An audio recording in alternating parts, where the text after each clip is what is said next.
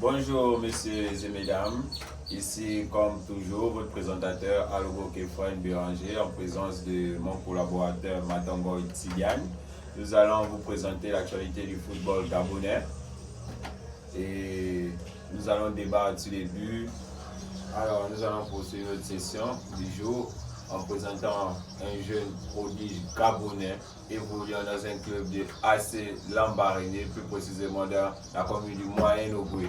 Alors, ce joueur gabonais ayant joué 23 matchs, mis 6 passes décisives, 4 buts.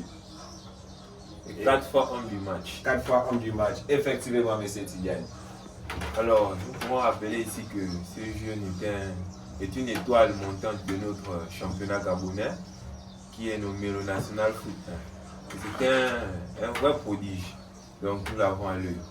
Alors, pour poursuivre, nous avons le Ndambo d'or, c'est-à-dire le ballon d'or gabonais de l'année, d'Eric Assoumou, un jeune très prometteur qui nous régale également par ses statistiques.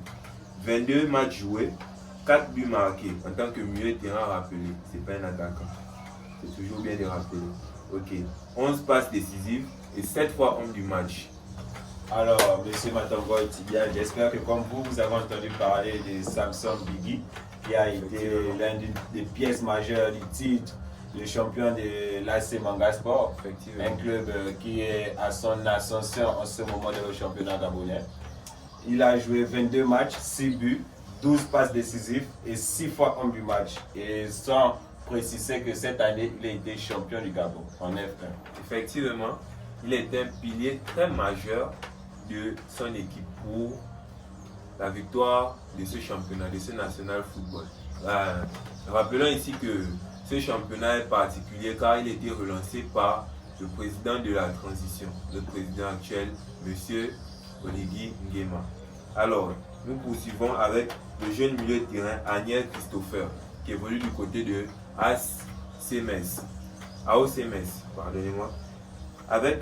Il compte à son actif un but. Bon, rappelons qu'il a commencé aussi la saison en moitié. Il a pris la saison en cours, dû à une blessure et tout. Donc, en 16 matchs joués, il a 2 passes décisives et un but. Mais avec des statistiques vraiment impressionnantes sur le terrain.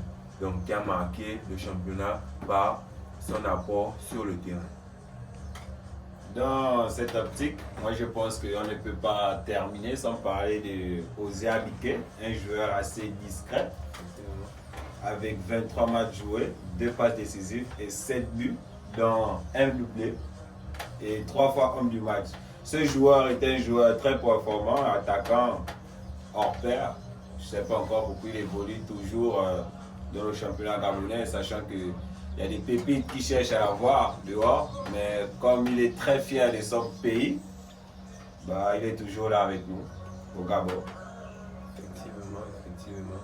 Monsieur Osias Biké, qui est un milieu de terrain qui est passé par la formation du FC Mounana, qui est un grand club également de notre championnat gabonais. Alors, poursuivons ici avec le jeune crack de OYMAC, Josias Mengom.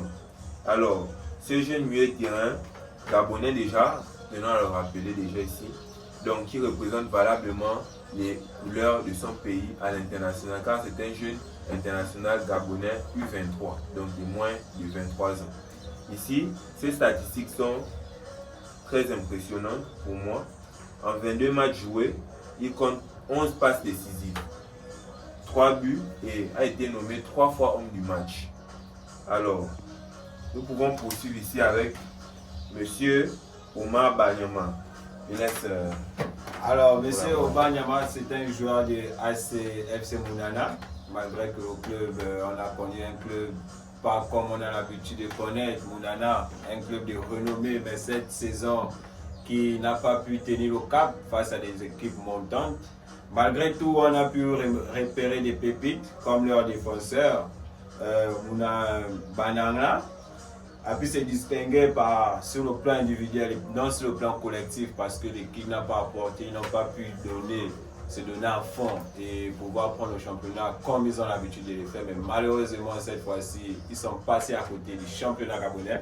Alors, ce défenseur a joué 21 matchs, 2 passes décisives, et descend en National Foot 2, ce qui est malheureux pour Mounana, qui va se retrouver cette fois-ci en National Foot 2. Effectivement.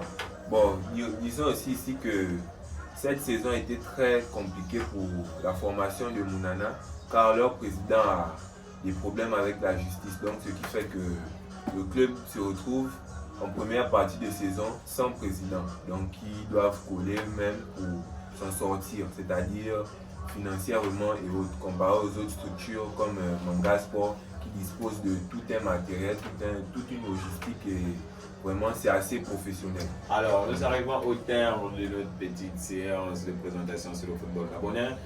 Nous ne pouvons pas la clôturer sans rendre hommage aux deux internationaux gabonais qui nous ont quittés récemment, dont Arambou Penza et Kevin Bakobo. Nous arrivons au terme de notre émission. Ne vous oubliez pas de vous abonner et de liker la page afin de revenir sur cette page et de prendre encore plus d'informations. C'était Alogo Kefran et Matangoy Tidiane. Merci encore.